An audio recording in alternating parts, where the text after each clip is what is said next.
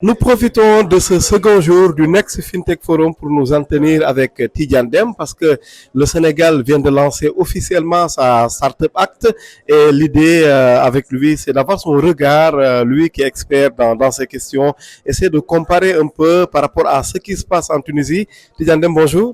Bonjour Ousmane. Merci encore une fois pour cette opportunité. C'est toujours un plaisir de discuter avec toi autour de ces questions. Le Sénégal qui lance officiellement sa Startup Act, du point de vue de l'investisseur que vous êtes, ça signifie quoi? Ça représente quoi comme actualité? D'abord, c'est une très très bonne nouvelle. Moi, je veux féliciter toutes les parties prenantes, ceux qui ont travaillé sur ce Startup Act il y a plusieurs années et ceux qui l'ont aujourd'hui traduit en réalité. Tout l'écosystème est excité par cette évolution. Donc, félicitations à tout le monde. Le Startup Act, c'est bien qu'il soit nommé comme ça parce que pour moi, c'est un symbole. C'est un message qui dit l'État du Sénégal reconnaît le potentiel qu'il y a dans ce secteur que le secteur de la tech et décide de lui donner une attention particulière, décide de labelliser les startups, décide de leur donner accès à un certain nombre de programmes d'accompagnement, décide en fait de traduire ce qu'on dit tous les jours, tout ce qu'on veut être le prochain Silicon Valley africain ou tout ce qu'on veut, décide de le traduire aujourd'hui en une attention particulière, un statut particulier. C'est une très bonne nouvelle. Après, tu me disais de comparer ça un peu à ce qui s'est passé en Tunisie. La Tunisie ayant été le premier, nous sommes le deuxième. La Tunisie a lancé son Startup Act et ça a été une révolution pour l'écosystème tunisien. Parce qu'au-delà de la labellisation, au-delà du symbole et du programme, ils ont enchaîné derrière un véritable programme d'accompagnement des startups. Notamment, ils ont mis en place des fonds de financement qui ont permis de donner le premier chèque, qui a permis de dérisquer beaucoup de startups tunisiennes, qui leur ont permis d'attirer beaucoup plus d'investissements dans les années qui ont suivi. Alors du coup, je suis heureux d'entendre au moment où on annonce la Startup Act, le ministère annonçait aussi son intention de lancer un fonds de fonds pour créer beaucoup plus de fonds qui accompagnent les startups early stage. C'est un moment vraiment, vraiment important et très inspirant pour notre écosystème. Très bien. Et qu'est-ce que Partech pourrait jouer comme rôle dans la mise en œuvre de cette Startup Act sénégalaise? Écoute, d'abord, au-delà de Partech, moi, Tidiane, sénégalais, je vis à Dakar et je travaille avec l'écosystème depuis beaucoup d'années et j'ai travaillé avec ces acteurs-là au quotidien. Et j'ai dit l'autre jour publiquement, au moment du Forum Invest in Sénégal, au ministre, mon offre, mon intention, je veux être son stagiaire. Je veux être son employé pour la création de ce fonds de fonds, sa structuration et aller avec eux démarcher les bailleurs de fonds pour le monter parce que là, on entre dans le développement de mon métier. Donc, je veux voir beaucoup plus d'investisseurs. Je veux que la question qui soit posée, ce ne soit pas toi, Partech, c'est vous les 20 investisseurs comme Partech dans la région.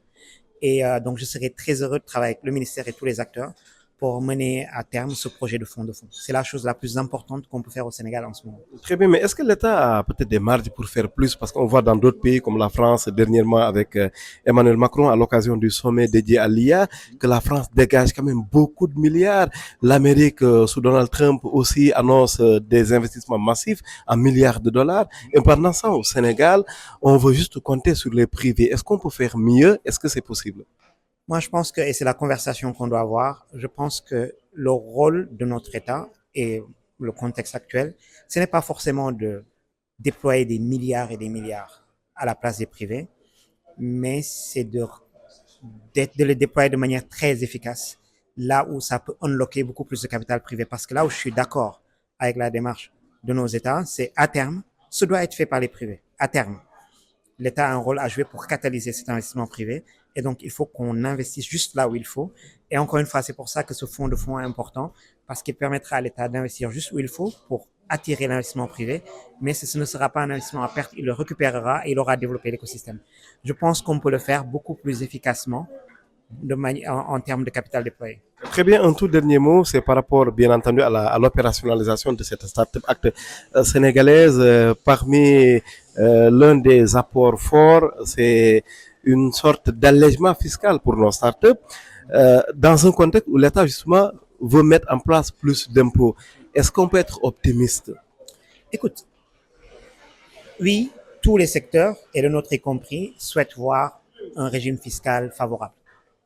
Mais je pense qu'il faut aller creuser ce qu'il y a dans ce régime fiscal favorable. Ce n'est pas forcément un allègement d'impôts. Parce que si vous regardez les startups au début de leur cycle de vie, elles sont très, très déficitaires. Elles ne paieront pas beaucoup d'impôts sur les sociétés.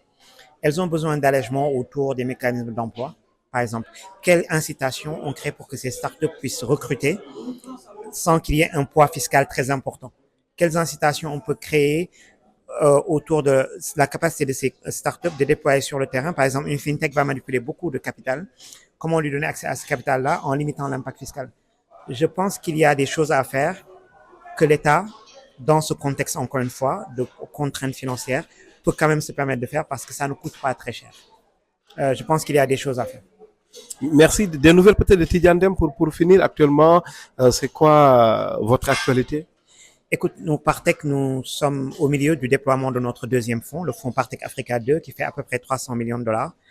Nous avons investi déjà dans une dizaine de sociétés en Afrique. Et je suis très heureux de dire qu'il y en a deux au Sénégal, qui sont encore toutes petites. On a eu la capacité de faire des tout petits tickets. Je disais tout à l'heure en taquinant dans la salle que nous ne savons pas faire moins de 5 millions. C'est vrai. Mais pendant les 2 premières années du fonds, nous avons pu faire l'effort de mettre jusqu'à des tickets de 500 000 dollars dans des entreprises. Et donc, nous avons une nouvelle vague qui arrive et j'espère que nous verrons dans cette vague-là des nouveaux champions, comme vous avez pu en voir avec Diamo et Wave dans notre première vague. Inch'Allah, merci beaucoup. Voilà. Merci beaucoup. Tidjane Dème, ancien de Google, aujourd'hui de Partech Africa, autour du lancement de la Startup Act au Sénégal. Dernièrement, avec nous, on est revenu un peu sur cette actualité, essayer de voir une petite comparaison avec la Tunisie, qui est quand même pionnière à l'échelle du continent. Merci et à très bientôt. Merci, à bientôt. Merci beaucoup.